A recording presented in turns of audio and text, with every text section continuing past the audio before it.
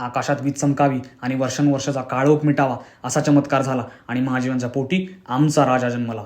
दिवस होता फाल्गुन कृष्ण पक्ष 3 शके 1551 अर्थात 19 फेब्रुवारी 1630. हा दिवस म्हणजे समस्त मराठी जनांसाठी उत्सवच. हा नुसता महापुरुषाचा जन्म नव्हता, तर होती आमच्यासाठी युगायुगाची पुण्याई. महाराजांचं शौर्य अफाट होतं.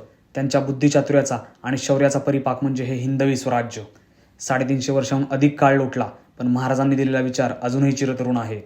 समाजातील सर्व स्तरातील लोकांना एकत्र घेऊन हिंदवी स्वराज्याची स्थापना केली. अशी महाराजांसारखी किमया आज तागायत कोणाला जमली नाही. हजारो वर्षातून असा एक युगपुरुष जन्माला येतो आणि तो आपल्या महाराष्ट्रात जन्माला आला, हे आपल्या मायभूमीचं भाग्यच म्हणावं लागेल. तोंडातून नावाचा उच्चार जरी केला तरी अंगावर शहारे यावेत एवढं ते मोठं व्यक्तिमत्व. अहत पंजावर ते तहत पेशावर अवघा मुलूक आपला, अशा सामर्थ्यवंत, कीर्तिवंत, शस्त्रास्त्र शास्त्र पारंगत, प्रजाहितदक्ष, जाणत्या राजास मानाचा मुजरा. निश्चयाचा महामेरू, बहुतजनासी आधारू, अखंड स्थितीचा निर्धारू, श्रीमंत योगी.